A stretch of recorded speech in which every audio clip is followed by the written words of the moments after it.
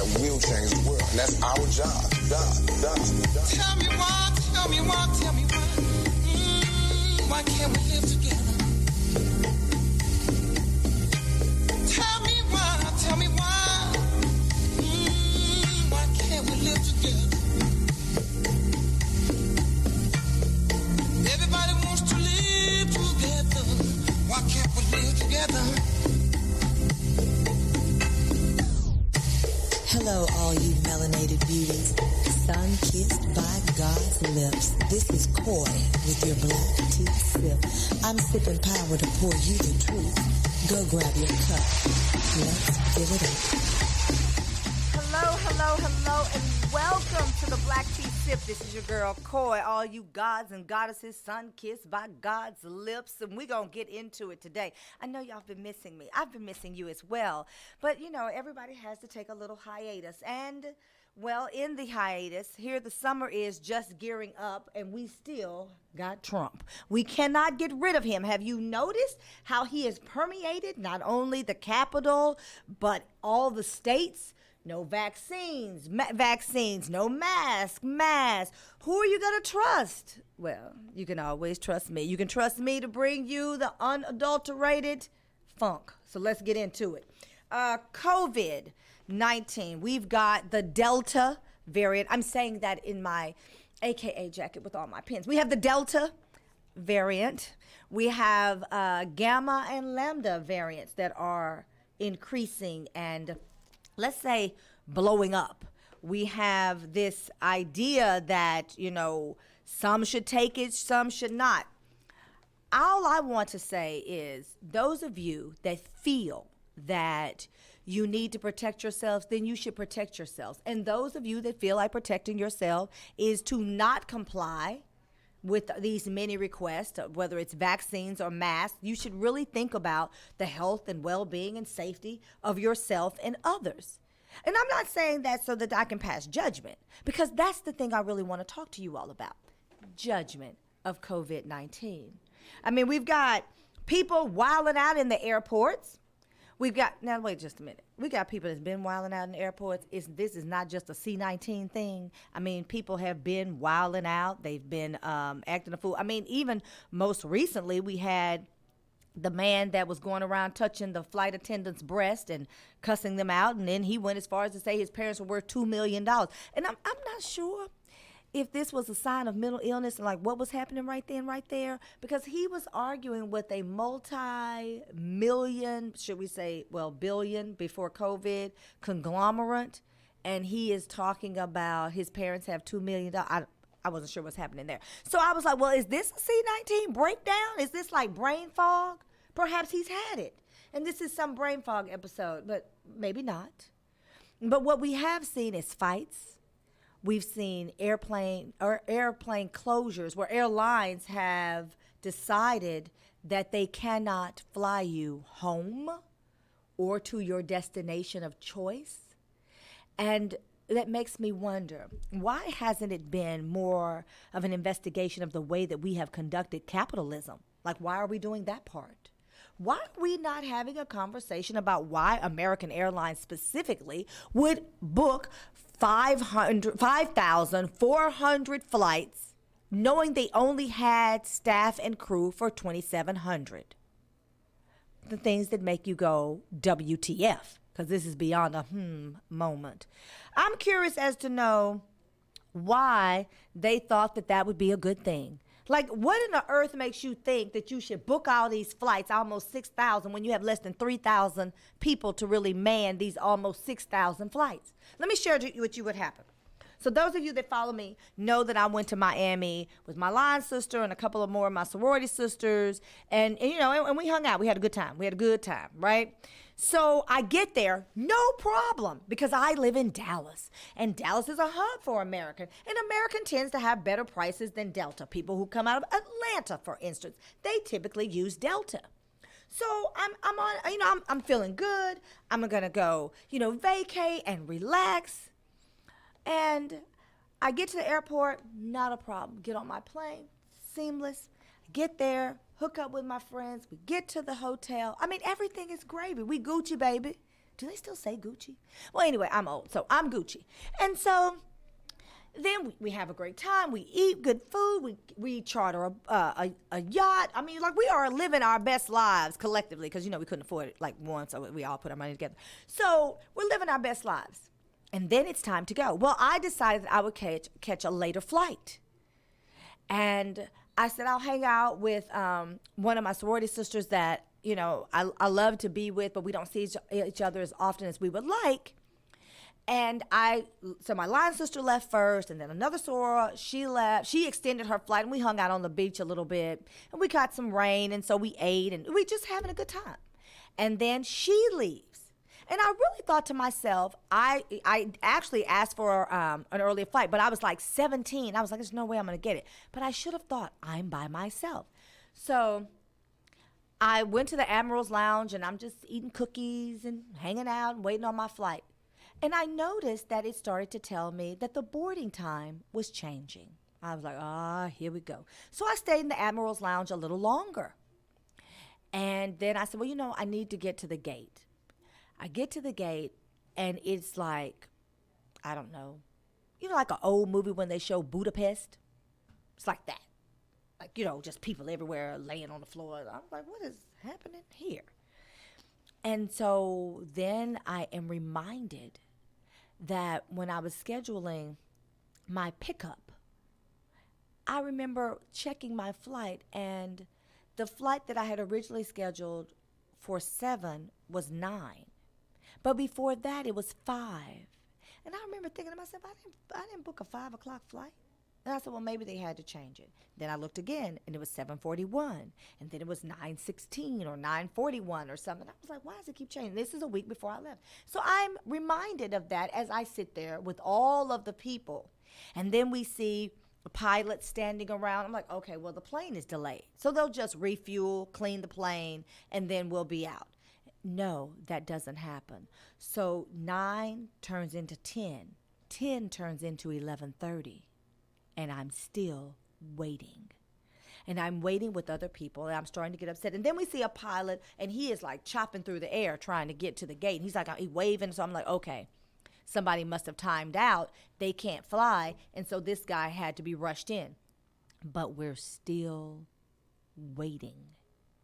And there, we see the other crew come off the plane. I'm like, okay, plane's delayed. The captain's here. The pilot's here. I don't know if he was captain. And we're going to get on the plane. It's 11:30, 11:40.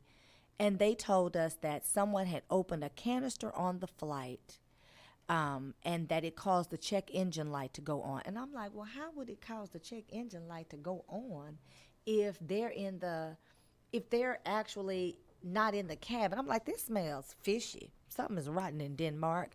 And then I said, okay, at 12:48 a.m., they announced that we would not be flying out and that we would be on the 11 o'clock flight.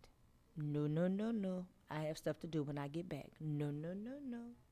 So then I'm like, So then we all move to another place within the airport, and they start talking about we overhear that they're trying to find hotel accommodations because they don't really have them. See, this is all part of the C-19. I know better, so I demanded to be on the first thing smoking. So I actually did get out. But the people who were scheduled for that 11 o'clock flight, well, first it was 11, then it was 8, then it was 11:30. It was all over the place. They actually did not get out. Some did not get out that day at all, and others got out late that evening. This is a factor of not managing a pandemic, but this is also a factor of capitalism.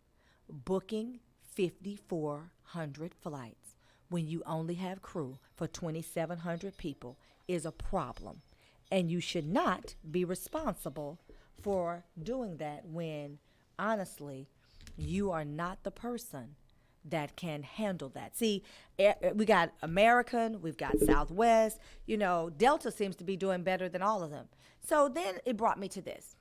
We have a Delta variant that everybody's talking about, but then we have Delta Airlines that seems to be doing better. So if you're Delta-ish, you're kind of batting 50-50. This is Corey with the Black Tea Sip. We're going to talk about some things going on. I want to talk about COVID shame. I want to talk about the insurrection hearing. I want to tell y'all about Facebook, because Facebook never really does me right. And I got much more. Rhianna's a billionaire. This is Corey with the Black Tea Sip. We're going to take a quick break. We'll be right back. Stay with me. Do you want to find a stable job in a growing field? IT jobs such as network systems administrators, cybersecurity, programming, cloud, and computer systems analysts are expected to increase 25% by 2022.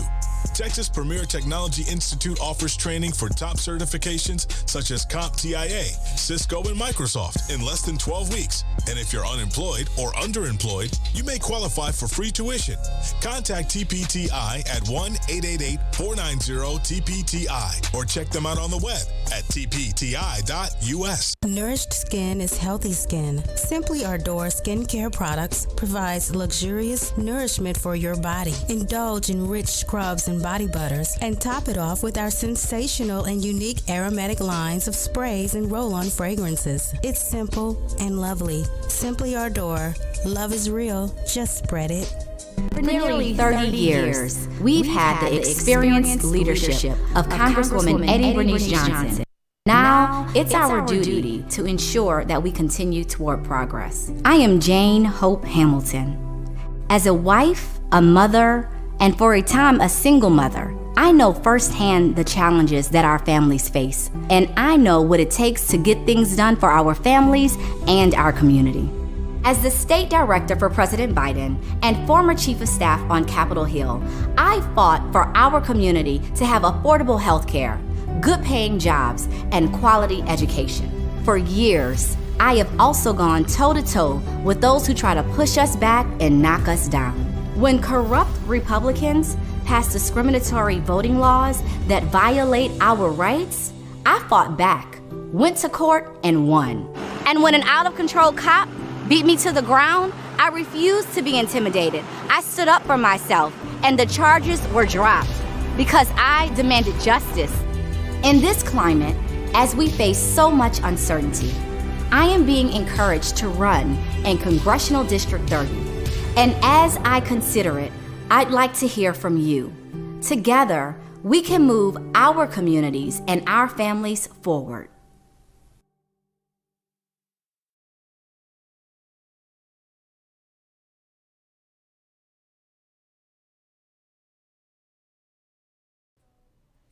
This is Corey with your Black Tea Sip. If you're just joining us, I want to talk about C-19, COVID. I know we're talking about the Delta variant like everywhere. Everyone is talking about it. But I want to talk about some things that came to light. Someone very close to me, actually, who is fully vaccinated. I know y'all are looking at me like, what? Who's fully vaccinated, did contract coronavirus. And now we don't know if it was the Delta variant. We don't know if it was Lambda or Gamma. Because that you have to have a specialized test, and it takes 2 to 3 weeks to come back in order for you to know what variant you had. And most people are really trying to get well and are not necessarily trying to explore that second test. So someone very close to me contracts it. I did not get it. And they really did not have any real symptoms. They had some congestion. One day seemed to have a little bit of a headache, but really not feeling poorly. So then you have that part, right? You have the part where you say, get the vaccine because you're not going to feel bad. Well, wait a minute. Like my cousin, you say, it's dead cat on the line. Because here's the other part of it. So the other part is some very dear friends of his, girl he went to high school with, and her boyfriend actually are fully vaccinated and contracted it and got very ill, doing very poorly. Now, this is the part I want to share. This is the part she can't tell nobody, but I can tell y'all. We're family, right? So, I'm going to pour this tea and you sip. She has coronavirus, fully vaccinated, but was supposed to go to the plastic surgeon for breast augmentation. And it was very difficult to get this particular surgeon. So she goes. Not feeling so hot, but not feverish, because, they only check the fever. And she has the surgery. She comes out of the surgery feeling like $9 million. And she believes it's because of the anesthesia, because they put pure oxygen into your lungs, that she thinks the oxygen cured her through anesthesia and a breast augmentation. I don't know about the breast augmentation part, but that's what happened. So it begs the question,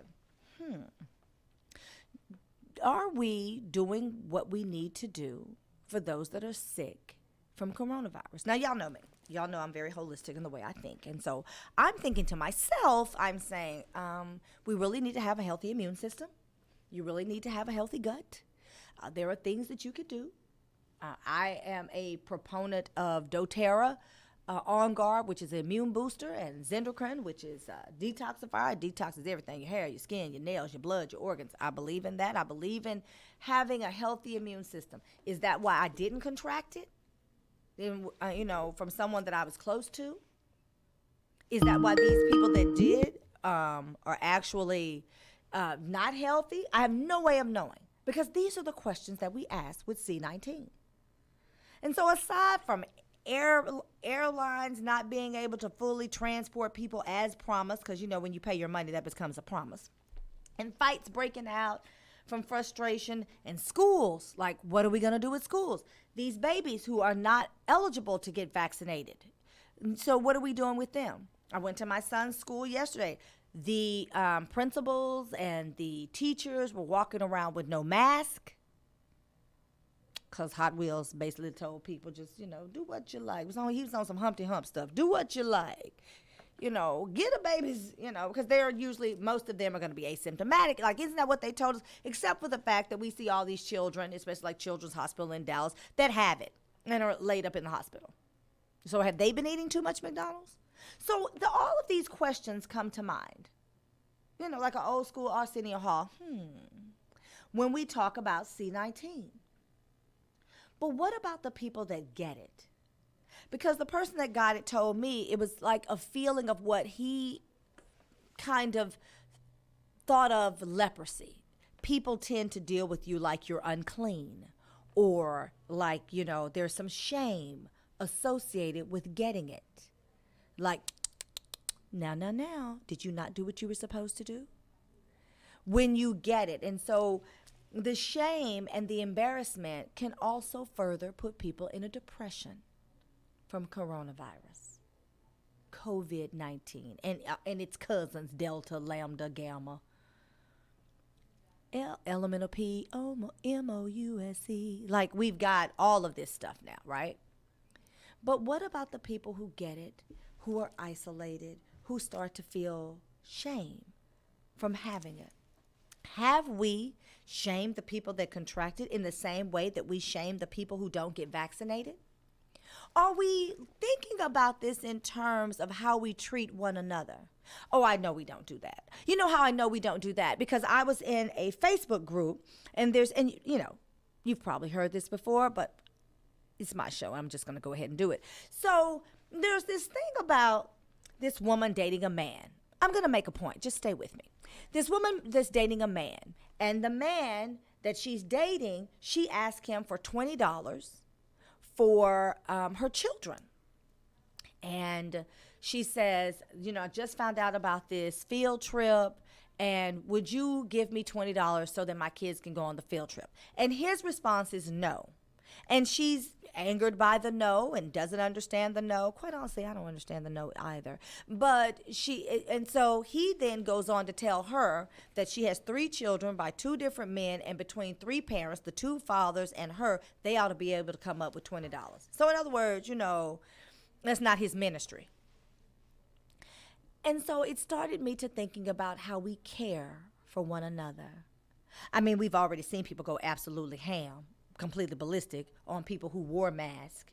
We've also seen them do that to people who didn't wear masks.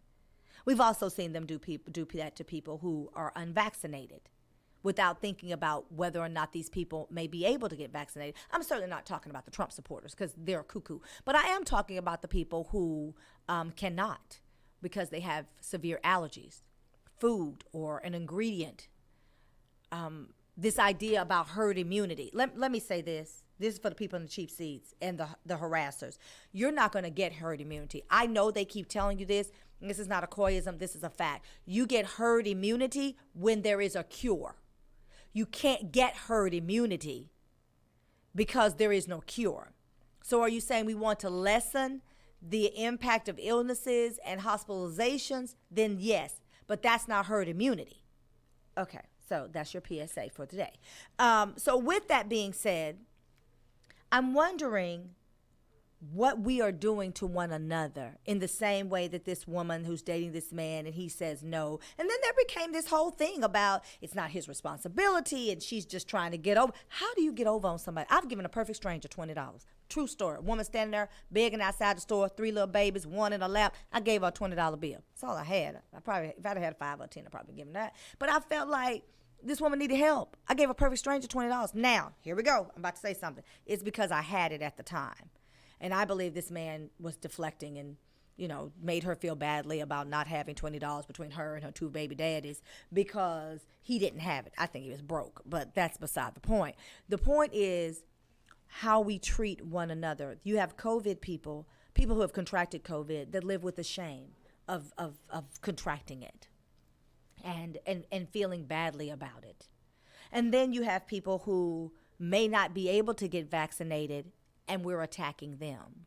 I'm not talking about the cuckoos. I'm talking about the people who honestly, or people who have had a really bad reaction to a vaccine previously and are deathly afraid.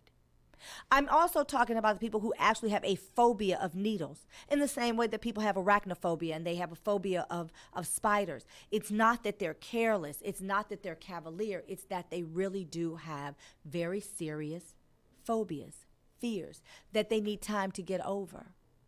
These phobias and these fears that cause people to not get stuck with the needle is the same phobia of fear that caused George Floyd not to get in the car. And he kept saying, wait a minute, man, give me a minute. Just woo. He was trying to get himself together. How are we treating one another? Are we so convinced of the data and the science that we would not only take a capitalistic view and have people sleeping in airports for 2 and 3 days, but we would shame one another and mistreat one another? Okay, I'm going to get off my soapbox. I just wanted to say that to y'all because y'all out here wilding in these streets. Y'all are out here wilding in these COVID streets. This is the time we should be doubling down on consideration. And I'm not necessarily seeing that. I want to talk about Pfizer and the booster, and then, we'll move on to more pleasant things, but I had to get this out. Pfizer is saying they have a third booster. You have doctors that are saying, and I'm saying a third, excuse me. They have a booster. Now, it is believed that the first shot of Pfizer can take care of you, and the second shot was a booster. I've been told that by a friend who worked at the FDA. That will remain nameless because he didn't give me permission to say it. So, and this third one. So now they're saying, is it necessary to get a third booster shot? Well, there's no data that suggests that it's going to give you the immunity against the Delta. And because vaccinations throughout the world are in limited supply, like in India, for instance, they're asking people not to get a third shot. But now if it gives you some kind of security and you feel better about living, then maybe you get it. But maybe you don't need a third shot of coronavirus in your body. So before you just run out there and get it, do some research, because there are a lot of doctors that are saying they don't think it's necessary. Johnson & Johnson got a bad rap. It's the 1-dose shot. Remember they said the woman died, but the woman had some underlying health issues. They're saying Johnson & Johnson is really combating the Delta variant very well. See how we keep getting stories, this and that and that and this. Y'all need to be easy. You need to be careful, Melanated Nation, because some of y'all just out here running around, just shoot me up, and give me all this, and no, and don't wear your mask, and put your mask on, and some of y'all are doing the most. All right, I'm moving on to more pleasant things. We got the Olympics going on. Got some history makers out here. Simone Biles went through this whole thing about mental health and how she was feeling or not feeling. And so, there was a huge discussion about that, right? And Simone was, kind of on some Osaka, on kind of like on Naomi, like, look, this is not good for me. All right, I tell you what, I'm going to pull out. So here's the thing that got me. Folks were in these streets, in these Olympic talking about streets, because none of us are Olympians. Well, I mean, a few of us, and those people are not really talking. So we're in these streets, and we're talking about what woulda, coulda, shoulda. And we're talking about Simone and what she should have done and what she should not have done, and whether or not it's actually fair for her to be able to remove herself and remove her score so that the others could, in fact, go on to greatness. You know, Simone was like, I'm going to let y'all be great. I think that takes a certain level of maturity, a certain level of self-sacrifice to say, I'm going to get out of your way so you can go and be great. We didn't really talk about that. We discussed mental health, and I think that's really important. But in this moment of saying, I need this for my mental health, Simone Biles actually said, you know what? Not only do I need this for my mental health, but I am strong enough mentally to assess where I am and to take care of me and to let someone else be great. There was a whole lot wrapped up in that we didn't really see. We criticized the moment. Then we celebrated the USA win. But we really didn't give Simone the credit that she deserves. I mean, Simone has been great, right? The most celebrated athlete, gymnast. Simone has been great. And this was a moment of greatness as well. To simply say, I choose me. And we don't allow people to do that enough. All right. So I want to talk about Zhan, Z-H-A-N. Now I'm about to mess this up, but I'm going to give it my best shot. Bellaniuk. Zhan Bellaniuk. B-E-L-E-N-I-U-K. He is a black man from the Ukraine. Who knew there were black Ukrainians? All right. Come through, Zhan. So, y'all know I'm partial to that name. Different spelling, but partial to the name. So, he is the first black man that I've ever heard of in Ukrainian, but don't associate that with him because then you're associating it with me. But with that, he is the first black lawmaker in the Ukraine, and he is the first deputy head of the Committee of Youth and Sports in Parliament. The Ukraine. So he won the gold medal for wrestling. And I think that this man should be celebrated, you know, in his blackness. Because he real black. I mean, he not like, you know, Passe Blanc or, you know, pecan tan. Like, no, he a brother. His hair kind of rolled up on his head a little bit. I mean, a real brother. I was very shocked. That's what's going on in the Olympics. Did y'all know about that? But I want to talk about some of the things that are going on in the Olympics where let's talk about some very random things that I was very curious about. I want to share with y'all from the Olympics. Water polo. Okay, let me say this before I move on. Some of these sports in the Olympics, they are not sports. I'm just saying that. They are not sports. Synchronized swimming might be very pretty. Had a very long conversation with Sean Shine about that. He was like, girl, please, you know how hard that is? Those people holding their breath underwater. I think these people are secret spies because they seem to have CIA, MI6 kind of training to hold their breath that long. But really and truly, is this a sport? Because ballet is not at the Olympics, and this was just ballet in the water. That's what I want y'all to understand. Like, if you go and look at it, or is it a sport because they held their breath? Or is it a sport because they ballerinas? Like, which one are we picking? Because it's just ballet in the water. Like equestrian. The horse is doing all the work. I mean, I understand they're riding the horse and they're guiding the horse. In the same way that NASCAR, the car is doing the work. I mean, they're guiding the car, but the car is doing the work. Just saying, some of these Olympic sports, no. Water polo. Why do water polo players wear swim caps with plastic disc over their ears? I don't know. I was just kind of curious about that. So water polo balls are heavy. I did not know that. I thought they were lightweight. And the eardrums are sensitive. So I guess when the ball hits the water, it can hurt your ears. And so the plastic coverings offer protection. And the protection also has little holes in them. Yes, this is what I'm saying to y'all. Some of this is just, what, huh? Has little holes in it so that they can hear. This is from Saeed Ahmad. And he did a weekly edition on Sunday NPR. It was hilarious. Beach volleyball. Did y'all know this? Let's talk about some of the stuff that goes on in the Olympics. Beach volleyball. In Tokyo's case, officials shipped in 3,500 tons of sand from Vietnam, according to the Associated Press. And there are very stringent rules about how the sand should be before you use it. Here, point in case. The shape of the sand and how it smells must pass a rigorous inspection. Yes, you heard me. They are out there looking at a grain of sand and smelling it, child. That seemed like a super spreader event. Then let's talk about diving. Those big towels that they use to dry off, they're called shimmies. Because they do look like the towel you dry your car off with. I'm just saying. The lanes.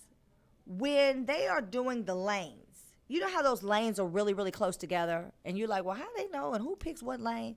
So if you are, a favorite, you have the best score, you typically will get the middle lane. And then they move out from that. So like a swimmer ends up in a particular lane based on their qualifying time. And the fastest gets to the center of the lane. Lane 3 and lane 5 go to the next fastest. And then, you'll often find the gold medal favorite like in lane 4. So, is this kind of rigged? Like you giving the gold medalist like the most favorable lane so they can still get their gold medal? Like, Mike Phelps, when we were out here saying, oh, he doing the doggone thing. Was he in lane 4 getting special treatment? I'm just saying, I looked up some of this stuff from the Olympics because I felt like y'all would want to know these things. I felt like this was interesting. You know how they blow the horn? What are they blowing that horn for? Well, it's loud for a reason. It is to signal to the swimmers that it's the final lap. They do a warm-up technique in which they slap themselves. Have you noticed they're slapping themselves in the face? Have you noticed that? Because I was like, what is happening there? That is to warm them up and get the blood flowing, slapping themselves in the face. But I was like, well, are you slapping your feet? And because they got to do the kicking and your calves, no, they just slap their face. The whistling throughout the swim event. It is the coaches are whistling to the swimmers while they're underwater swimming, giving them instruction. That is how they coach them. In the very same way that you would see a coach, yelling at the players on the court in basketball. So that is there. It seems like it's why they have all these rigorous stuff. Seems like it'd be some low-key cheating going on. I'm just saying, gymnastics, y'all notice that they're not doing 10 anymore, like it's 15.43. And I'm like, well, are they going to 20 now? What is happening? So a perfect score, like when Nadia Comaneci was winning, for Russia, a perfect score was a 10. Well, the olden times have gone away. And now you score on your difficulty, how hard, your particular balance beam or your uneven bars routine was. And then you get scored on the execution. And then the final totals of the two is what makes up this new score that's beyond, a 10. So like on the balance beams, for instance, you would get a score of 7.5. But in the, for difficulty, but in the execution of it, you might get an 8.6. So they would put those two numbers together, and that's how you get your score. I was like, well, what happened to the 10? Like, what are we doing here? I know some of y'all was saying, why are they calling it the 2021 games when it was supposed to be, the 2020? Well, they just decided to go ahead and keep it up for y'all so that, y'all wouldn't get confused. So the Olympics, we've got people that are winning medals that have never won before. We're getting goals with people that look like us. The LGBTQ community is being represented by, I think she does shot put. Her hair is in purple and green. So we're making black folks, y'all there. Yeah, we're doing some things.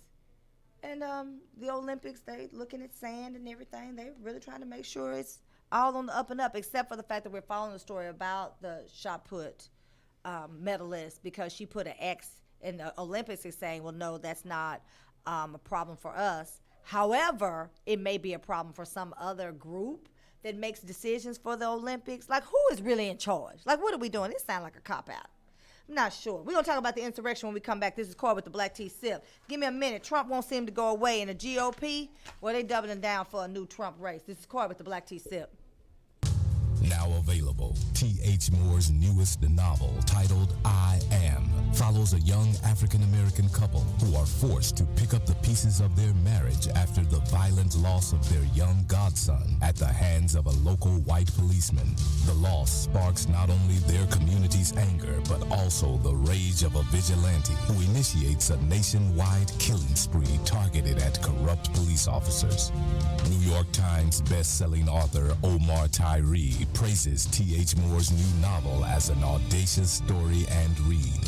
Dr. Christopher C. Irving, CEO of the Miller Institute for Leadership and Diversity in America, calls it a daring story. I Am by T.H. Moore, now available at Amazon, Barnes & Nobles, and at thmoore.com.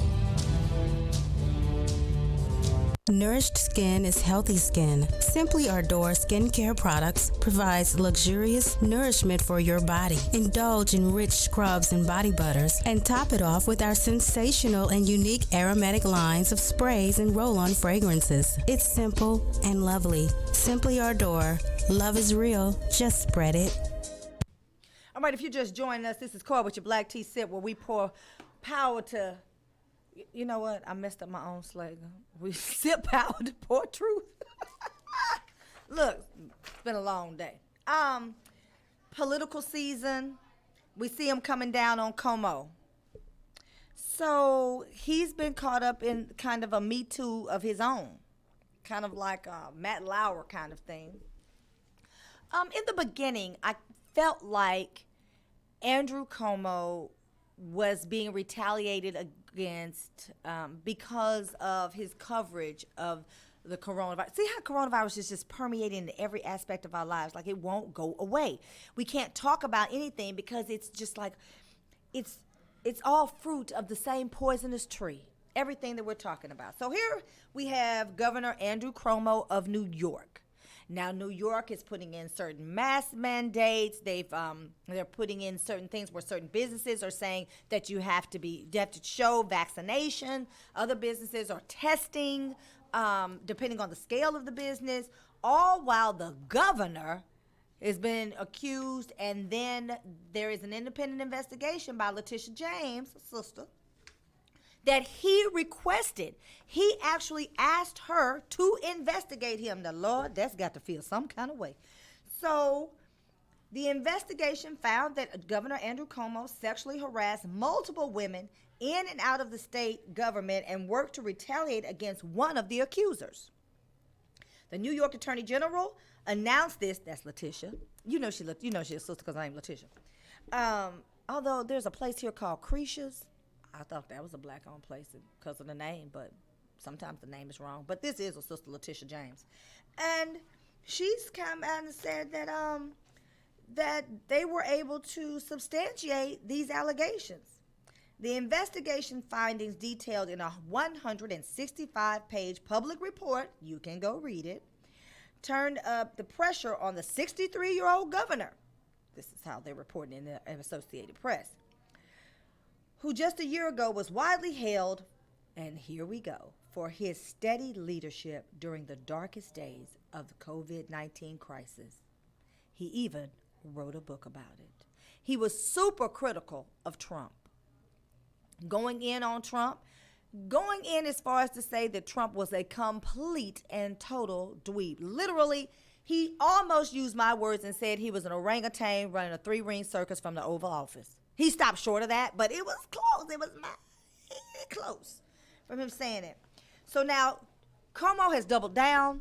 He is saying defiantly that he did not do these things, and that, you know, I don't know what he's doing to refute it. I mean, they've had an investigation. So it in my mind, I was like, okay, well, what does this investigation consist of? And I am not saying that he did not do it. I am not saying that a man that's going around groping and kissing on people, that he didn't do it and that there should not be some kind of retribution for these women. Before you say I said that, that's not what I'm saying at all. What I am saying is, when these women made their original complaints, and one in particular was retaliated against, what were the circumstances surrounding this? Because one of the things that I found eyebrow raising was the woman said, and I know y'all gonna get mad at me. See, y'all get mad at me. I just think things through. I'm not saying it did or did not happen. I'm not justifying his behavior. If he's wrong, throw the whole governor away. But it does make me wonder, what was the conversation like? Because she said he asked her about her sexual history or something between her and her boyfriend. Well, was she not comfortable stopping him? Does the governor? Maybe not. But what are we teaching our girls when we don't tell them it's not okay to have these conversations? Because it seemed to be that these conversations lingered.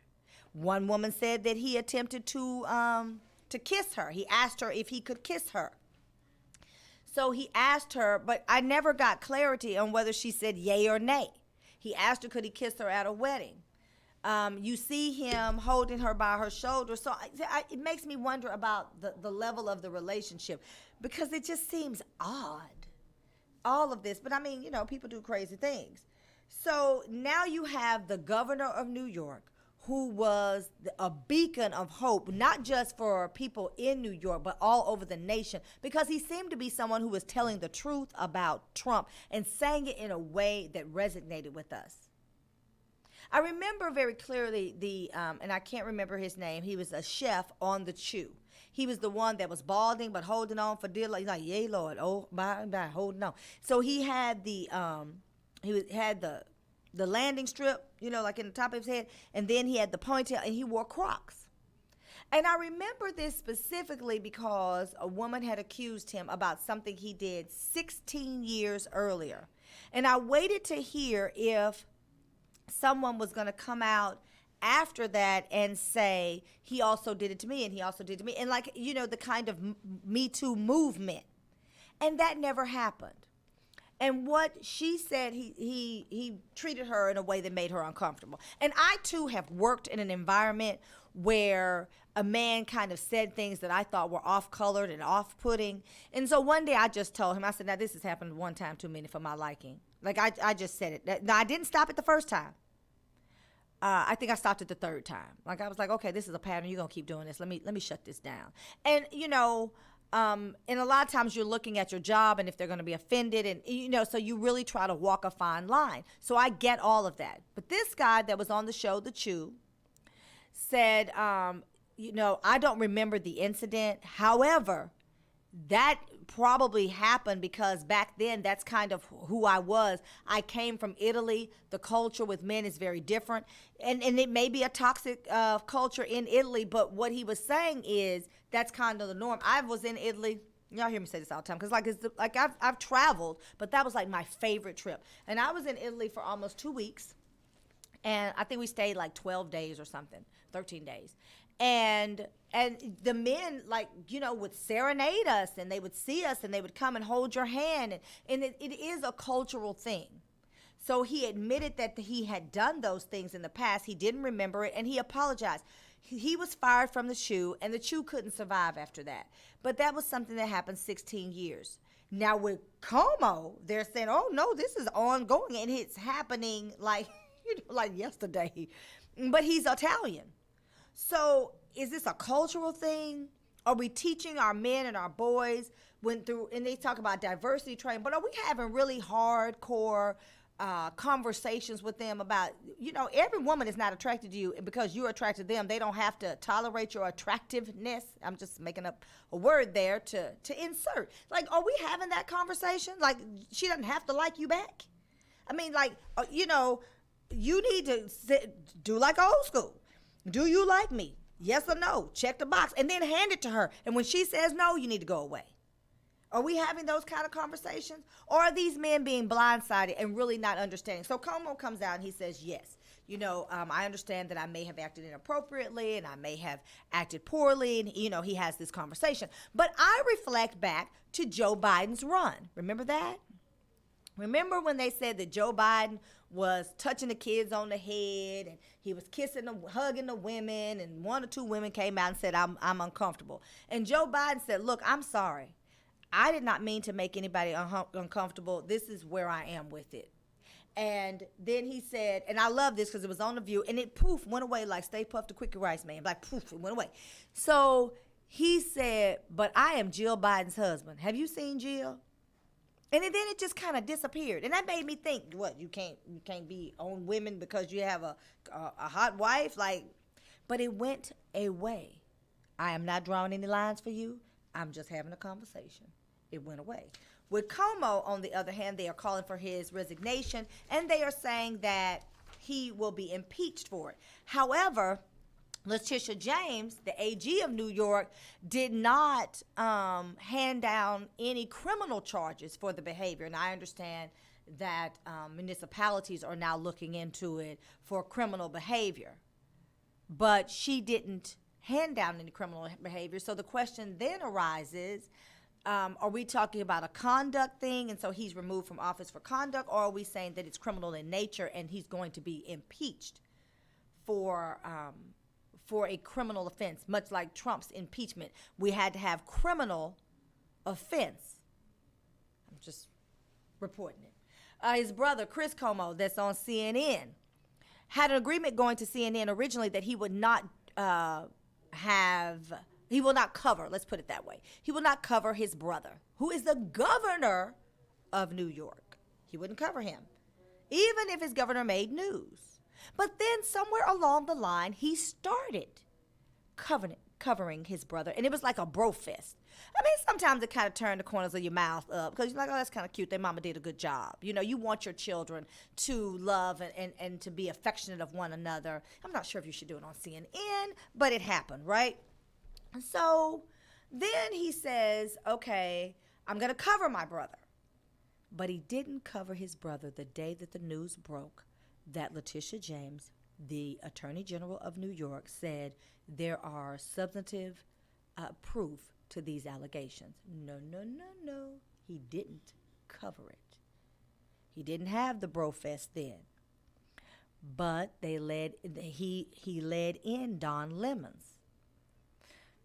Now, those of you trying to figure out who Don Lemons is, he's the brother that is recently used to walk the line, used to get on our nerves, and then he started just going in on Trump because he had had enough. So they're like, I love you, brother. I love you too. That's how, and I was like, what is happening here?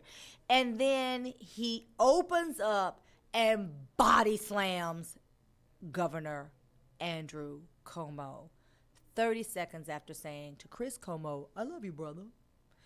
And I thought, this is interesting because CNN has got to do their job, and they are allowing Chris Cuomo to not necessarily do his job when he goes in on everybody else. I love how politics works. This is Corey with the Black Tea Sip. We got to take a break. We got to pay some folks. We'll come back, and let's talk about the fact that California is trying to get rid of bacon. You're not going to be able to eat bacon in California if lawmakers have their way. Stay with me. This is Corey with the Black Tea Sip. In a minute. Come to the place where smooth jazz, soul, and hip-hop meet every Monday, 3 to 4. A place where you can vibe, laugh, and chill. Come to 44th and Flushing, hosted by T.D. Joseph and DJ Big Smooth, every Monday, 3 to 4, here on the Fishbowl Radio Network. Sponsored by We Educate Global. Jump in.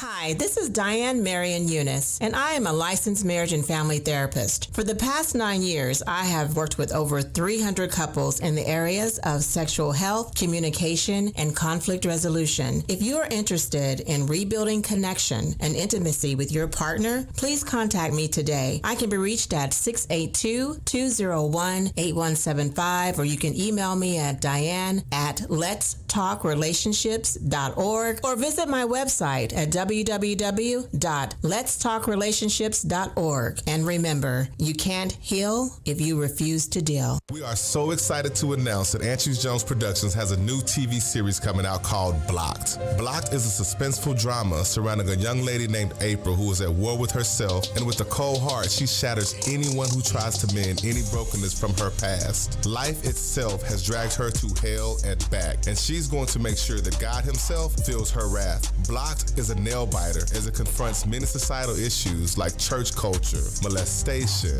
hypocrisy, judgmental friends, and the inner turmoil of finding your own identity. Matter of fact, we have Antrese Jones, who is the director, the producer, and the writer of this brand new series in the studio with us today. Hey everybody, it's me, Antrese Jones. Connect with us. Follow us on all social media platforms, Facebook, IG, LinkedIn, and Twitter. I look forward to connecting with you. Stay tuned for my new TV series, Blocked, coming soon to streaming services. Yes! Hello, I'm Bill. I've been in the financial industry for over 30 years. Now I share my passion for helping others become more financially educated. Why are so many people interested in what I share? Because like others, I've discovered who the financially free are and who they are not. But most importantly, I've determined how ordinary people can become financially free. If you're struggling with living paycheck to paycheck, drowning in debt while struggling to save for retirement, then I can get you the support you need. By joining the Mustard Seed Financial Literacy Series membership, you will get access to my financial courses. Hey, don't worry, I'm not going to teach you how to become a financial consultant, but I am going to show you how to get out of debt, how to raise your credit score, and how to put savings away for retirement. My courses are simple and easy to follow at your own pace. So join today at abetterwaytogrow.org. That's abetterwaytogrow.org. I'm going to show you a better way to grow. Let's get straight to the point. A fresh new school year requires fresh new supplies. This month, Fishbowl Radio Network will be combining our networking event with our community campaign by collecting pencils for Roosevelt High School in Dallas. The top 8 shows that bring in the most new, unused pencils will get treated to lunch or dinner to network and have some fun. Also, you will get 1 Sharky point per pencil and the undeniable feeling of helping kids get sharp. We will be accepting pencils up until 7 p.m. on Saturday, August 28th. Simple, yet impactful. Please make sure you label your pencils so we can keep track, and thank you so much. Jump in, Fishbowl family. Now available, T.H. Moore's newest novel titled I Am follows a young African-American couple who are forced to pick up the pieces of their marriage after the violent loss of their young godson at the hands of a local white policeman. The loss sparks not only their community's anger, but also the rage of a vigilante who initiates a nationwide killing spree targeted at corrupt police officers. New York Times best-selling author Omar Tyree praises T.H. Moore's new novel as an audacious story and read. Dr. Christopher C. Irving, CEO of the Miller Institute for Leadership and Diversity in America, calls it a daring story. I Am by T.H. Moore, now available at Amazon, Barnes & Nobles, and at thmoore.com. Do you want to find a stable job in a growing field? IT jobs such as network systems administrators, cybersecurity, programming, cloud, and computer systems analysts are expected to increase 25% by 2022. Texas Premier Technology Institute offers training for top certifications such as CompTIA, Cisco, and Microsoft in less than 12 weeks. And if you're unemployed or underemployed, you may qualify for free tuition. Contact TPTI at 1-888-490-TPTI or check them out on the web at tpti.us. I'm not saying I'm going to rule the world or I'm going to change the world, but I guarantee that I will spark the brain that will change the world. And that's our job. Tell me why, tell me why, tell me why. Why can't we live together? Tell me why, tell me why. Why can't we live together? Everybody wants to live together. Why can't we live together? Hello, all you melanated beauties. Sun-kissed by God's lips. This is Coy with your black tea sip. I'm sipping power to pour you the truth. Go grab your cup. Let's fill it up. All right, and if you just joined us, this is Coy with the Black Tea Sip for the second hour of where we Sip power to pour truth. All you gods and goddesses, sun-kissed by God's lips. I'm back. This is Coy after a little vacay, and we had a whole lot going on. And if you're joining us for the second hour, we've talked about everything from COVID to Como to now bacon. Yes, yes, yes. The swine may just be denied.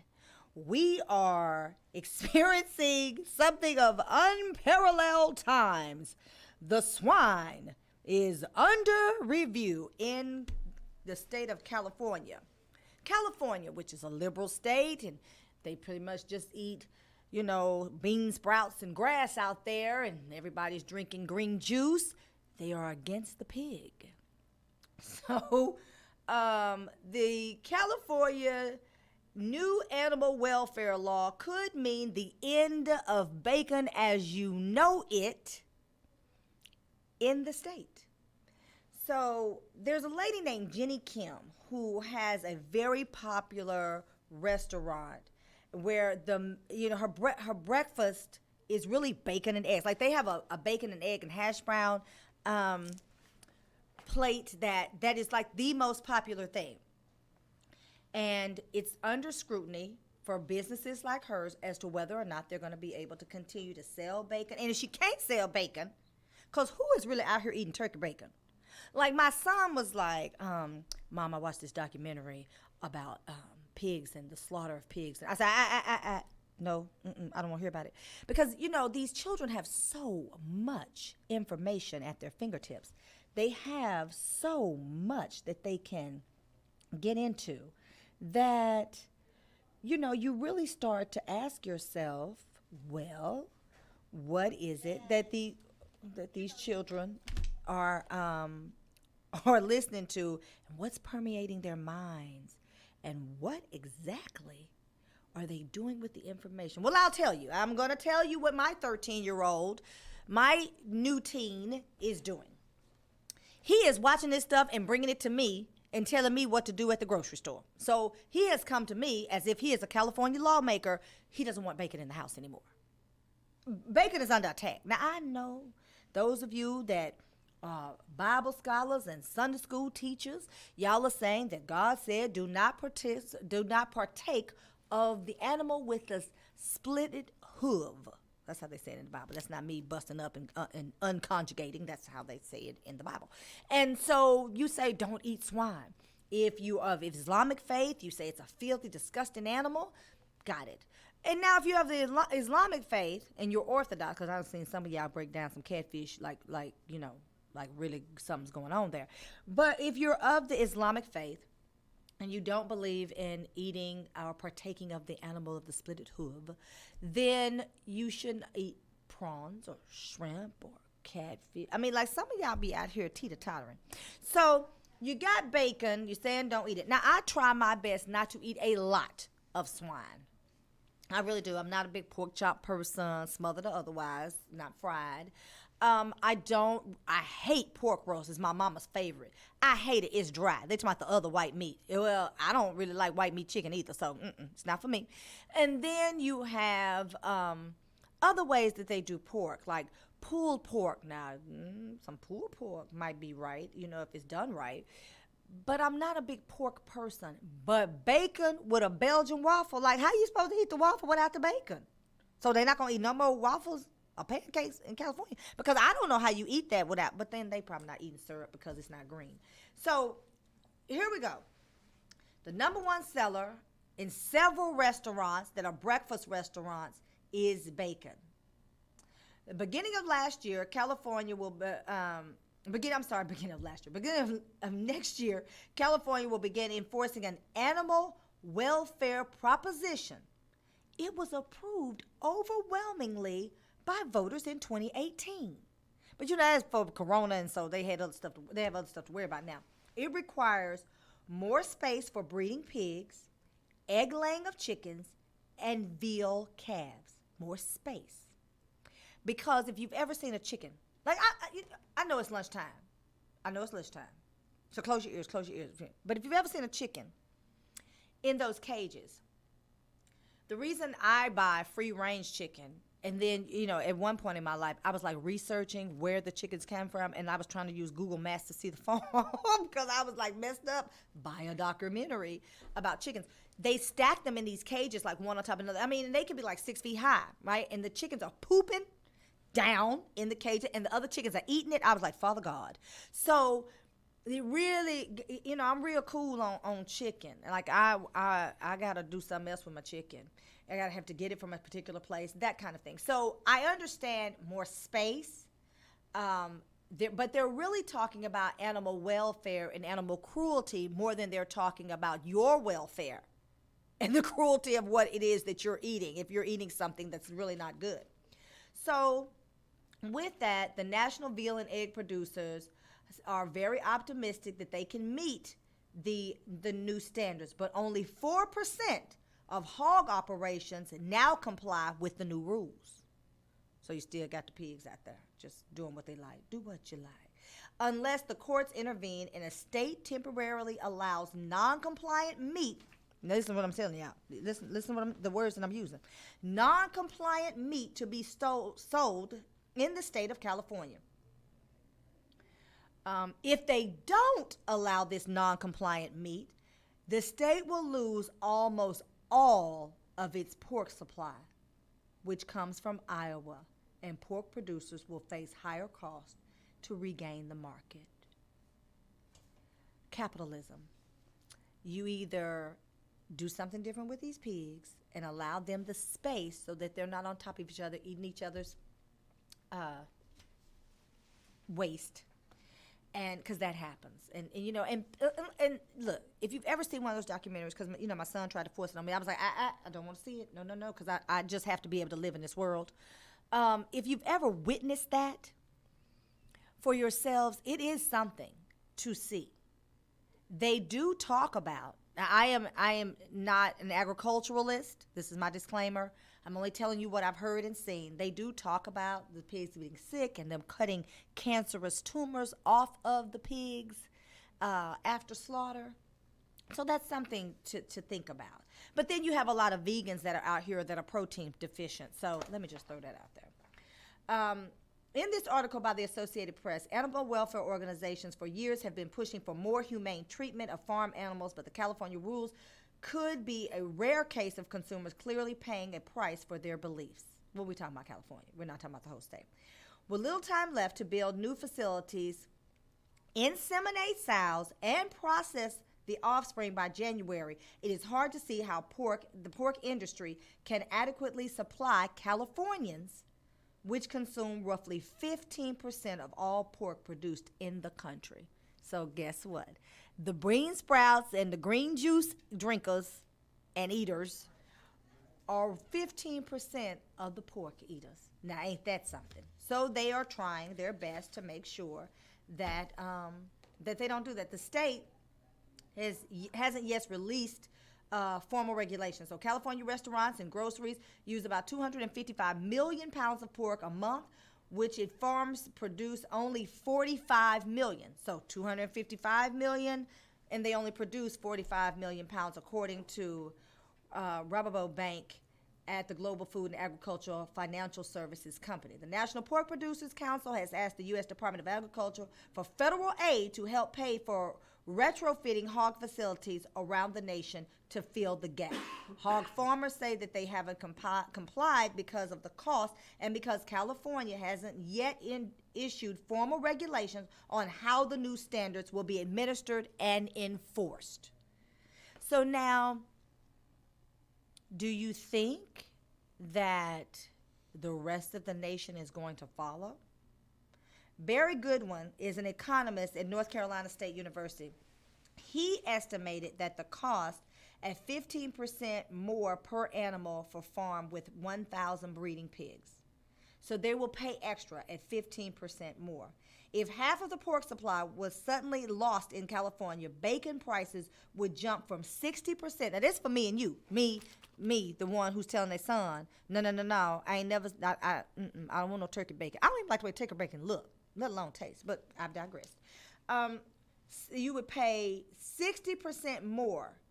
So a $6 package would rise to $9.60.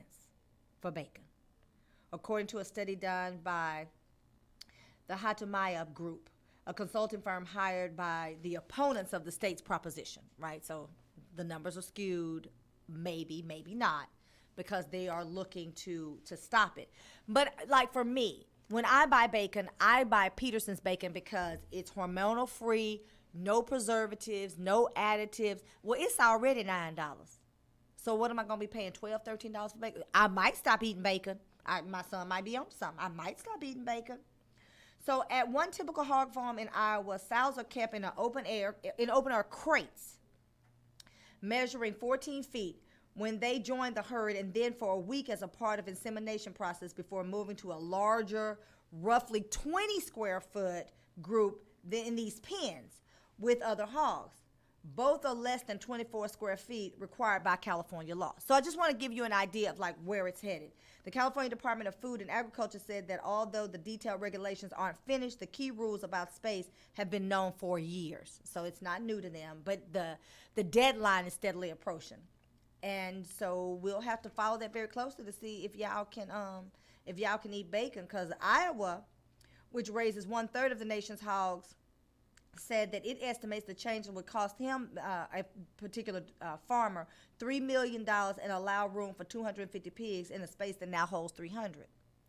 So now we're talking about whether or not me and you in Texas and Florida and Nevada, like, we gonna get our pig?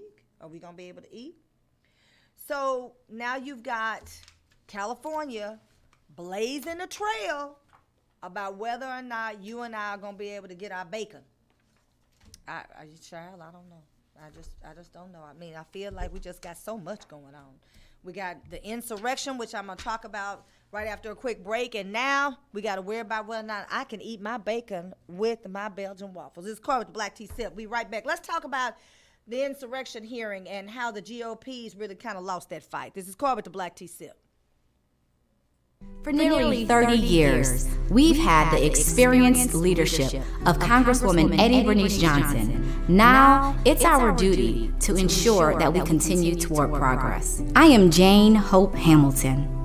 As a wife, a mother, and for a time a single mother, I know firsthand the challenges that our families face, and I know what it takes to get things done for our families and our community. As the state director for President Biden and former chief of staff on Capitol Hill, I fought for our community to have affordable health care, good paying jobs, and quality education. For years, I have also gone toe-to-toe with those who try to push us back and knock us down. When corrupt Republicans pass discriminatory voting laws that violate our rights, I fought back, went to court, and won.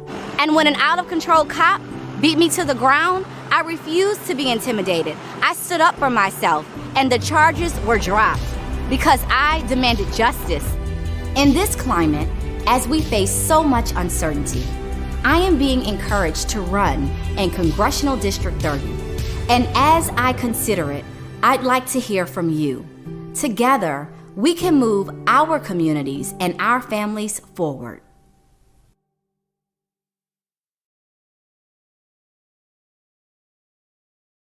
Been watching Jane Hope Hamilton. Some people ask me, what is an exploratory committee? Glad you asked. So glad y'all asked. Y'all so smart.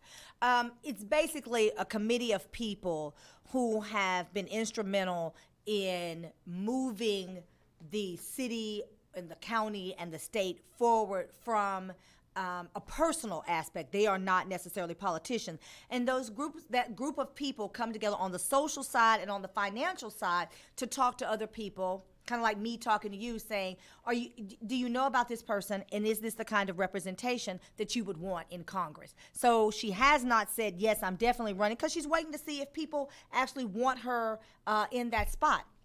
So I like the fact that she is young, that she literally has 20 years of political experience. And in full disclosure, Jane is a friend of mine, someone that I know well and I like, but I also admire her for what she's willing to do. She's dedicated, but she's also sacrificial. So some of y'all saying, what is an exploratory committee? Well, that's it. It's just people coming together to kind of ask you what it is you want, and You can either say thumbs up or thumbs down with your pocket, or you can get involved and join the team. I think she's got her contact information on there. You can certainly go to her page, Jane Hope Hamilton Exploratory Committee, and give us some feedback. Let them know what you think. Insurrection. Child. So the GOP attempted to squash it and to act like they were not running in fear for their lives. Like literally when they showed them, some of them were white as sheets. Scared the bejesus out of them.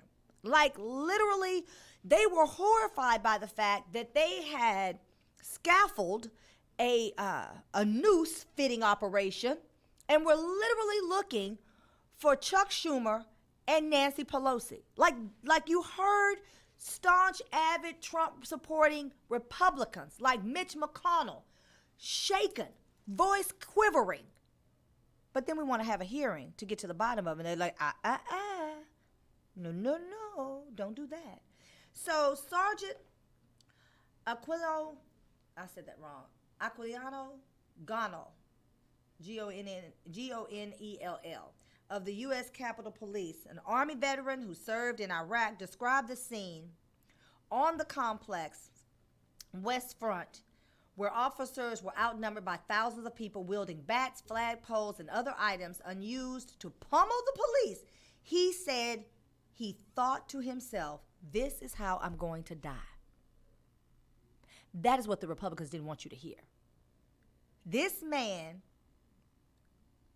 literally thought that he would die in service on the job to people who were supposed to be the Blue Lives Matter people.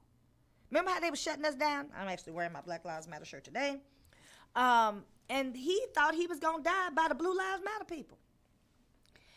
And you have another officer, Michael Fanon, who is a Metropolitan Police Department officer. He called the hand-to-hand combat between police and rioters nothing short of brutal. And he said that he was tased repeatedly and dragged into a crowd as members of the mob took his gun and threatened to shoot him with it. But we don't want to talk about that. I don't know how anybody goes home and looks themselves in the face and sleeps at night. You know, I was reminded during this process, I kind of thought about it's Hoodlum, which is like one of my favorite movies with Larry Fishburne. And he is talking to the black man who works for Dutch. So that, you know, we're talking about Bugsy era of the mafia, and Bumpy Johnson is Larry Fishburne's character.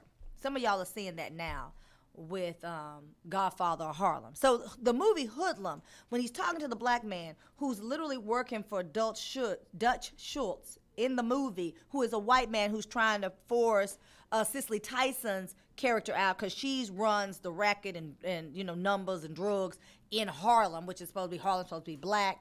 You know, this is before gentrification. And so he tells him, he says, how do you sleep at night, brother? And the guy looks back at him and says, what makes you think I sleep at all? That is all I could think about with these Republicans. Like, how do they sleep at night? Well, you know what? They probably don't sleep at all. Because you can't lay your head on the pillow in confidence when you are a complete hypocrite and everything that spews out of your mouth is oxymoronic. I mean, I tell you all the time, I'm not fluent in it, but I know it when I hear it.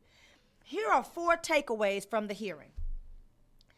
Officers that were there point the finger at Trump for inciting supporters. You have to know that all of these officers were not originally Biden supporters. Many of these officers were Trump supporters, but you have to call a spade a spade. U.S. Capitol Police Harry Dunn said what happened on January 6th was political and that those participating had a mission. Quote, they literally were there to stop the steal, he said, using a phrase from President Donald Trump, and his supporters invoked to falsely claim that the 2020 election results were illegitimate. All right. Dunn said he wants the committee to look at why rioters were there that day. Because if once you look at that, there's no way around it. You're not going to skate. You can't, Bruno Mars song, "You Not Gonna Skate." You can't glide. That's a good song. A really good song. I would play it, but Facebook always stops me if I try to play music on a radio show. Go figure. If a hitman is hired and kills somebody, this is a direct quote, the hitman goes to jail. This is what Dunn, the Capitol Police officer, told the committee. But not only does the hitman go to jail, but the person who hired them does. There was an attack carried out on January 6th, and someone sent them. I want you to get to the bottom of that. That's why the GOP is trying to stop it.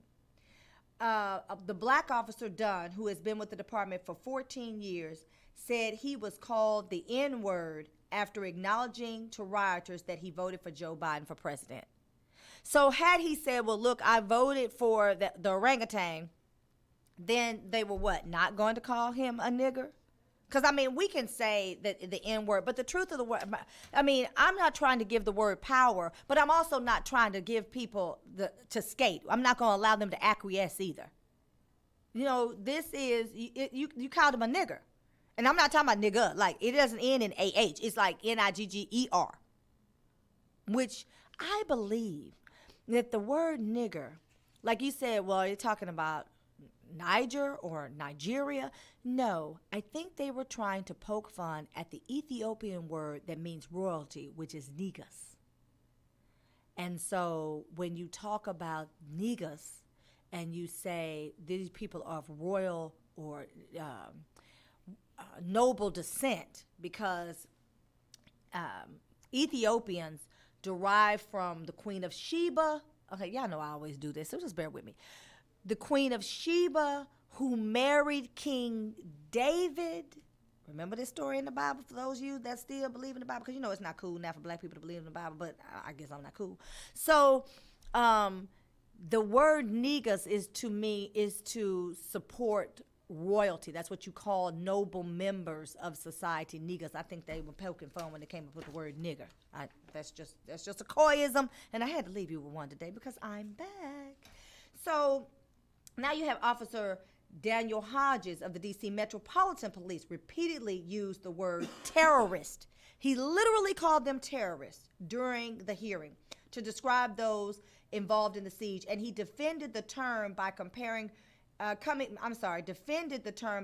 prepared with the U.S. Code definition of domestic terrorism.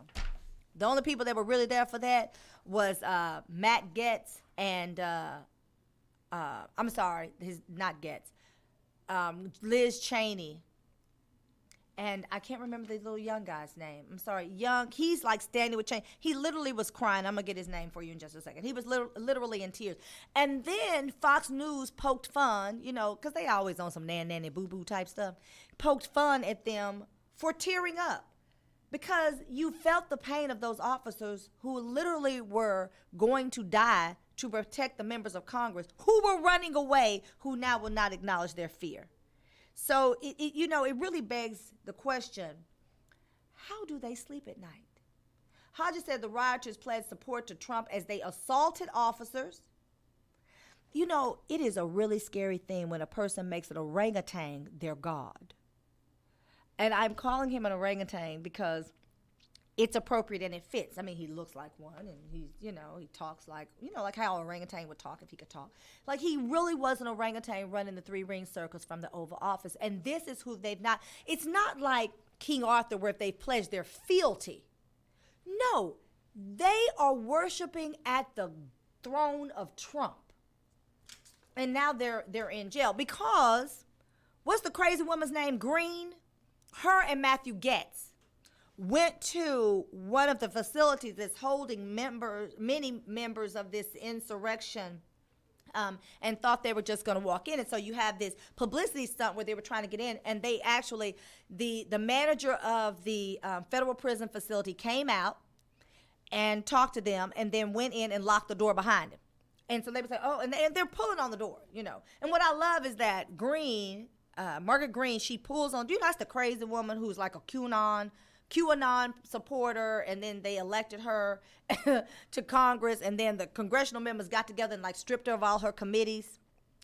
So she's there, but she can't really do anything. So now they have all these publicity stunts. And then Matthew Getz is the one who they found proof that he was giving money to his friend to get girls who were underage. And so they sent the money to the girls because, you know, literally, I've said before, if it doesn't make sense, it's a racist lurking about.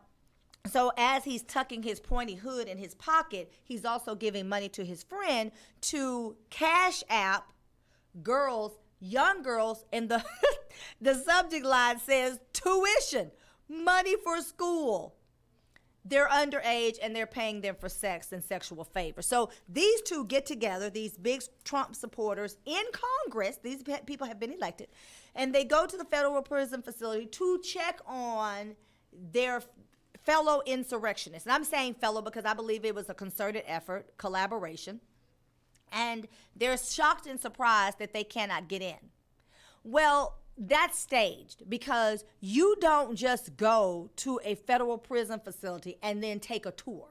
Like even when the people who run the facilities, who oversee those who run the facilities, like they make appointments, you know they're coming at this time. Now I'm sure if there are huge, violations, then maybe there are some surprise visits, but they're showing up with the Justice Department and others, not just two lone Congress people. This is who is in charge of this nation. And this is who tried to stop the hearing of the insurrectionists. So you have them, and they're saying that they are, Hodges says, they literally were like a cult. And their effort to take over the building, was cult-ish. Now I don't understand why we can't have some Jim Jones kind of cult behavior where everybody get that red Kool-Aid. That would make life a lot easier. I'm just saying. Officer Murphy, who is a Florida representative, one of 7 Democrats of the 9-person committee, revealed for the first time Tuesday, when they had the hearing, how close the throng of rioters came to her and the New York Democratic Representative Kathleen Rice. So to paint the picture, the two of them were being scurried out, but the rioters were right on their heels. They were terrified because they were Democrats, and it was a concerted effort to take the Democrats out, to hang Nancy Pelosi and Chuck Schumer. This is not, this is like a coup. Like, if it had happened anywhere else, we'd be like, oh, well, look at them. Bless their hearts. But it happened here. Because we actually, thumb our noses up at what we call third world countries. So if this had happened in Iraq or Haiti or something, we'd have been like, oh, look at that. That's terrible. But it happened here. And so Representative Murphy of Florida described how she and Representative Kathleen Rice were holed up in a room in the basement of the Capitol, a location they thought would be the most secure in an emergency. But she said that the two were just 40 paces from where Officer Hodges and others were literally clashing with rioters and fighting and trying to stop them from breaching the West Front entrance.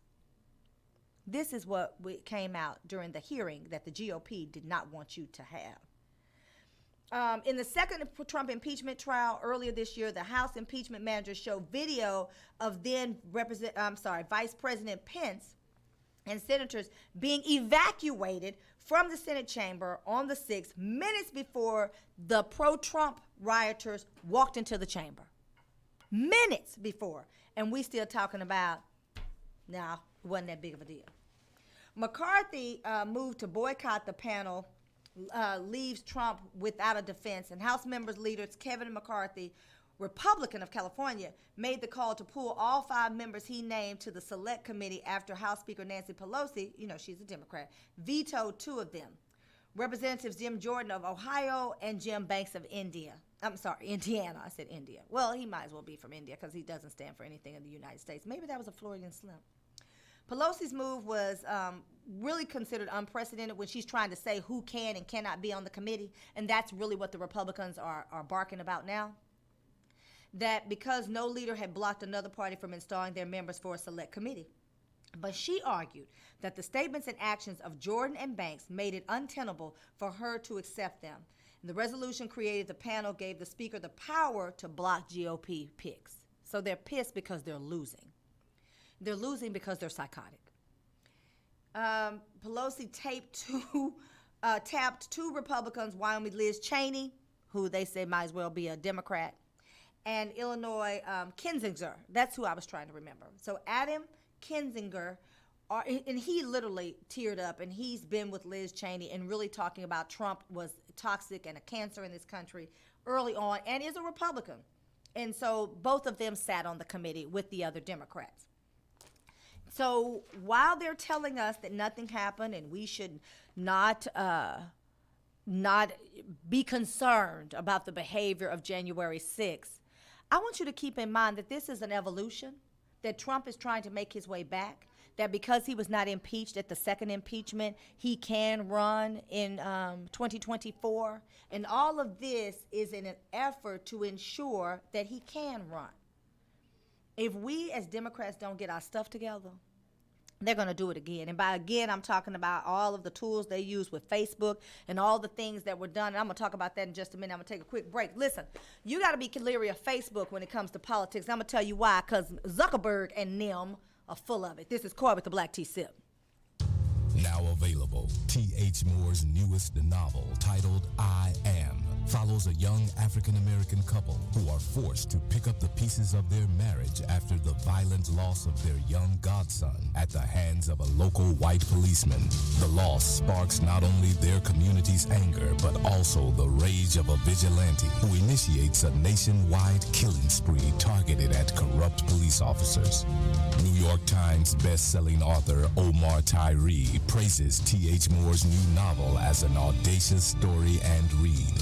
Dr. Christopher C. Irving, CEO of the Miller Institute for Leadership and Diversity in America, calls it a daring story. I Am by T.H. Moore, now available at Amazon, Barnes & Nobles, and at thmoore.com. Nourished skin is healthy skin. Simply Ardor skincare products provides luxurious nourishment for your body. Indulge in rich scrubs and body butters and top it off with our sensational and unique aromatic lines of sprays and roll-on fragrances. It's simple and lovely. Simply Ardor. Love is real. Just spread it. Coy with your Black Tea Sip. I'm sorry, there's somebody named Steve on YouTube that gave me a thumbs down and said I was a racist. I bet Steve is a Caucasian white man who voted for Trump. What do y'all think? All right, Facebook. So Mark Zuckerberg and the group has blocked a team of New York University researchers studying political ads and COVID-19 misinformation from accessing its Facebook site. A move that critics say is meant to silence researchers that make the company look bad. Well, that's probably true. That's probably very true. Because here's the thing, and I want to take y'all back. We're going to go a little bit back in history. Because here is the thing. Nicholas Confessor of the New York Times talked about how Facebook was manipulated by Russia. Oh, I said it. Uh-oh. Woo. I said it. Manipulated by Russia and knowingly, not unbeknownst by Trump and his cronies, that it was orchestrated, implemented, and executed by that faction of the GOP. Thank you, Marlo Jones, who gave me a thumbs up. He's countering Steve, who thinks I'm a racist, who's probably a Trump supporter. And so here's the picture I want you to paint in your minds. So Facebook, you know who censors me. So you know how I feel about marking them. So Facebook has all of these ads, right? So I've done it as well when I'm running a political campaign, a judicial political campaign. So he has all these ads, boom, boom, boom, that go out. And so I can tell you effectively used, some of y'all remember Simone Redwine, who's a friend of this show, who we saw on Ready to Love. I should have giggled. Oh, we saw on Ready to Love. Well, the reason that Simone was able to get there, and I don't think she'll mind me saying it, is we were very effective. My team and I were very effective in getting her popularity and notoriety through Facebook for her race. Now, we lost that race by 2 points, so I didn't win that race, but I did win with Bridget Whitmore. And so she now sits on the Dallas County Civil District Court, which is like the money court, right? So Bridget, we unseated Ginsburg, who by marriage I understand is supposed to be Ruth Bader Ginsburg's cousin. We put a homegrown black girl, Delta Sigma Theta, yes, as a woman of Alpha Kappa Alpha. You know, we love all our children. She's going to kill me when she hears me say that. So Bridget, who is very effective, Yale school undergrad, Tulane Law School, very effective, well-liked, does a good job on the court.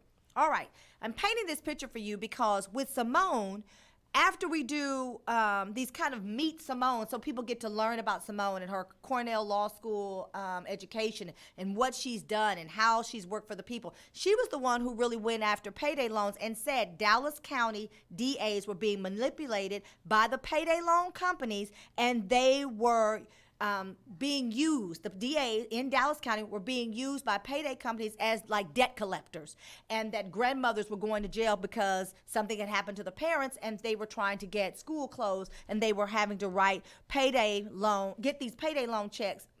Payday loan. And they would give checks, and you post-date the checks. Now, you're not supposed to be able to post-date checks anymore. I just want to throw that out there. So these things are happening. When we tell Simone's story, the next day, effectively using Facebook, she has something like 40,000 views. I think Simone is up to like 130,000 views. Bridget Whitmore, the last time we checked, something like 150,000, and she won her race 3 years ago. Used effectively, Facebook can do a lot. Instagram can do a lot. Twitter can do a lot. Used effectively. Now, this is where the rubber meets the road. Are you using your superpowers for good, or are you using them for evil?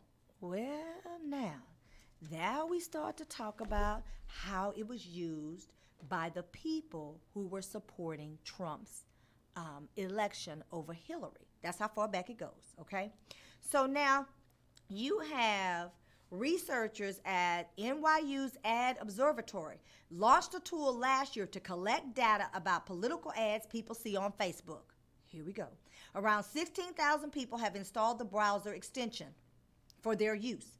It enables them to share data with researchers about which ads the users are shown and why those ads are specifically targeted against those users. To that end, Facebook said on Tuesday that it had disabled the 16,000 users. So they have disabled the ability for that extension to work on these installed 16,000 computers or phones or tablets, what have you, because they said it violated the privacy of Facebook users. Say what now? Okay, wait a minute. I'm going to say it again one more time. Then you say it to yourself 3 times and then say if it makes sense to you. So I'm going to go first, then you go. So now Facebook disabled the ability for this extension to be used, which shows why users get certain ads, in your feed or what have you on Facebook. They said they disabled it because the researchers' personal accounts should not be able to access this particular platform.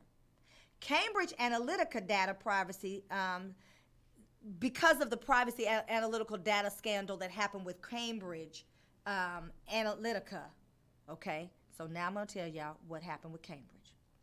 April 4th of 2018. In March, the New York Times, working with the Observer of London and The Guardian, obtained a cache of documents from inside Cambridge Analytica, the data firm principally owned by the right-wing donor Robert Mercer. You can look him up. He's like a big donor, right? Millions of dollars in PACs. The documents prove that the firm, where the former Trump aide Stephen K. Bannon, remember Bannon? Was a board member, used data improperly obtained from Facebook to build user profiles. The news was put that Cambridge under investigation and thrust Facebook in a very unfavorable light. So Facebook is saying, no, you don't need to have access as to whether or not I am able to do the things I said I was going to do. Protect users' data, protect users' privacy, not allow users to be politically targeted. All of that is what he came up with to satisfy Congress when that had that hearing and he was sitting up there looking like Baby Huey. Now, March 17th, harvesting data and testing election law. So they're looking at whether they can harvest data and what election laws say they can and cannot do. This is Cambridge Analytica, where Steve Bannon, Trump supporter, is a board member. The Times reported in 2014, contractors and employees of Cambridge Analytica were eager to sell psychological profiles of American voters to political campaigns acquired through the private data of Facebook of tens of millions of users. The largest leak in Facebook history, but not just Facebook history, the largest leak in social media history that we know of, because Facebook had to pay something like $3 or $5 billion, billion with a B. Okay?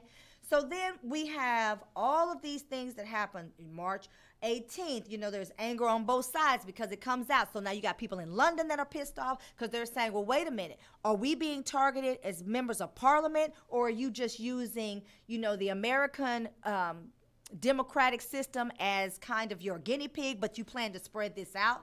Because this can overturn governments the way that this was used. Insurrection, January 6th. So they're looking at bribes, they're looking at entrapment. All of these things are happening through the data of Cambridge Analytica when they kept saying Russian interference. So what Russia does is Russia learns of this data and says, whoo, wait a minute, you can do that? Oh, I want in on it because it was important to get Trump elected. Yes, Steve, who gave me a thumbs down, these are facts. I know y'all don't like them, but these are facts. You should listen to me and not Fox. I'll bless you, baby. I promise you I will. So now you have Facebook that's facing a reckoning. Like, literally, Facebook is like, oh, wait a minute. We didn't know our data could be used this way. Well, let me tell you why Mark is a big, fat, juicy story, like liar, liar, pants on fire, because they had been selling your data to marketing companies. And so Cambridge Analytica looked at, oh, okay, well, you can decide that people like Tide over Arm & Hammer when they're washing their clothes. So you say, well, you know what, you can do that? You can take that and you can make me where I can target all of the Tide people or Target or L'Oreal. So the people that look at, a tube of lipstick, you know as well as I do. You tell your sister, oh, I could have picked you up some diapers. What kind do you want? Your sister says, well, I like Huggies over Pampers, but I guess Pampers will work. And she says, no, I'll get you Huggies. And then the next time you get on Facebook, you get 14 Huggy ads. Who is watching the watchers? We're being listened to. We're being listened to so they can sell us more stuff, so they can give us more stuff. I said I needed a white blouse, like 80,000 white blouses showed up. That's also kind of scary if you stop to think about it, but we can't stop to think about it because we're in a pandemic, because Trump didn't know what to do. So then our lives got turned topsy-turvy, upside down. The world was not spinning on its axis. And so here we are now, still facing all of the things, all of the dirt and debris, the tornado, the hurricane, the orangutan left us running the 3 ring circles. We have C-19. It's not going away. They've got cousins, Delta, Gamma, Lambda. We've got an insurrection the GOP doesn't want to really recognize. And so now we have Facebook who's stopping people from actually looking at whether or not they're doing what they said they were going to do and keep our data safe. All of this is because of Trump. We cannot get rid of this fool. We cannot seem to let him go. I have respect for the office of the presidency, but I don't have respect for what Trump has left us with. It's not about me disagreeing with his fundamental principles of politics. It is about me disagreeing that he should breathe air. This is a trash human, and this is what he's left us with, a bunch of trash. Because now Facebook is in a CYA mode yet again, and we still have serious questions about the information that we get about the coronavirus and the misinformation. Are we being targeted? Are you saying, I'm just not sure about the vaccination, and then all of a sudden we look up and then we see the fact that we are now getting all of this information about vaccines, and they're telling you it's a chip in it, and whether or not it may or may leave you infertile. Like, is this targeted? Well, Mark, why don't you want this New York University researchers to help you? Wouldn't it be helpful to have outsourced sources? We do that all the time. If you have a nonprofit organization, don't you ask for external auditors to make sure that the I's are dotted, the T's are crossed? Don't we do that in our society to ensure that we are where we're supposed to be? Unless you have something to hide. All right. I've said a lot today. I've missed y'all. I'm going to be following this Cambridge story very, very closely because there's so much wrapped up. I mean, it goes all the way back to 2014, and we're still left with the debris and the trash of Trumpism to this day. But I want to talk about Rhianna. So the Black Excellence Award, where we are today. Rhianna is a billionaire. Go Riri, go Riri, go Riri. She is a billionaire. Rhianna is a billionaire, but the Black Excellence Award does not go to Rhianna. You say, well, how come? Why? It must be going to Simone Biles. Well, we've given it to Simone a few times. Y'all give it to Simone. The Black Excellence Award goes to her best friend. Her best friend, Melissa Ford. Melissa Ford gets the Black Excellence Award, and I'm going to tell you why. When Rhianna was shopping around, lipstick colors and makeup for our skin, I'm one of those people who benefits from Fenty, and I have to also say Mented, which is another Black-owned makeup company, because I have like this funny color. I've had makeup artists say to me, girl, you have a lot of olive and gold in your skin. So they have to mix up, like take sometimes 3 different colors to try to get my color, because we're not considered in the full brevity and scope of our greatness. Black is not just a color of skin, it's a color that colors our mind, right? But sometimes we just don't get those colors. And so Rhianna had become very discouraged because no one was Max Factor and L'Oreal and CoverGirl and people who said, yeah, power to the people and put their fist up when it's time to take our black dollars, were not trying to give her own line. And she has 2 best friends, but Melissa is the one that you know about, because Melissa is the one that's profitable, baby. Melissa said, when they were having this conversation and Riri was kind of down in the dumps, can you believe somebody like Rhianna gets down in the dumps? But it happens to us all. Didn't Simone and Naomi tell us that? So while her friend is saying, well, maybe you could start your own line, because that was the conversation. When she started saying, yeah, I guess I could start my own line, one friend says, well, maybe you should just start out with lipstick, because you don't want to jump out there too far, because you are going to be you're going to be competing with these much larger brands. And Melissa Ford, everybody needs a friend like Melissa Ford, says, girl, please, you are Rhianna. You start your own line. You do what you want to do. You are Rhianna. They can't stop you. You're not competing with them. They don't have anything that you're trying to offer. You know Black people. You know us better than they do. They sitting in a panel in a focus group. You are us. Represent for the culture. And Fenty was born because Melissa Ford cheerleaded her girl. Yep, I made that a verb, like in that way. I did that. She was the one that said, you can do it. Doesn't everybody need a Melissa Ford? So the Black Excellence Award goes to Melissa Ford, the best friend of Rhianna, because Rhianna is now a billionaire. And let me tell you something, Melissa is a millionaire. Well, doesn't that sound real good? Don't you want a friend that can do that? Because my homegirls is like treating me to happy hour, but sure it would be nice somebody drop 7 figures on me. All right, I'm going to tell my friends that are on their way. Yoo-hoo, look out for your girl. All right, and so I would be remiss if I did not give the Dildo of the Day award.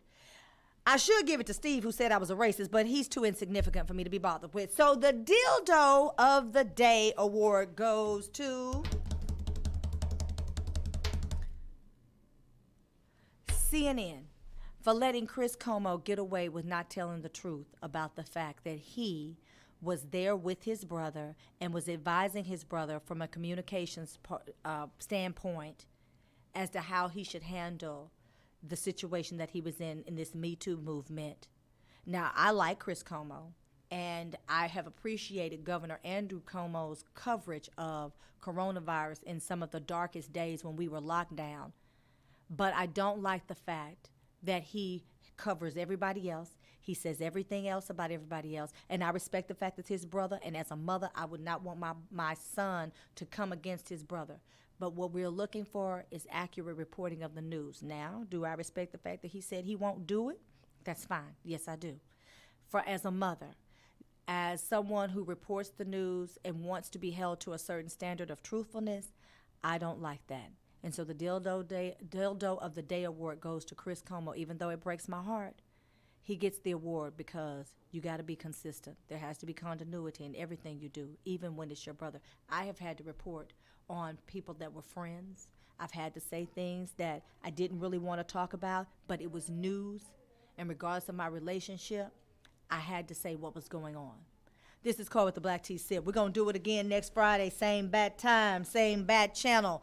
Y'all stay with me now, because as this thing unfolds, you know what we're going to do? Well, we're going to get it told. All right, gods and goddesses, sun kissed by God's lips. I'm out, and we'll do it again. Love, peace, and hair grease. This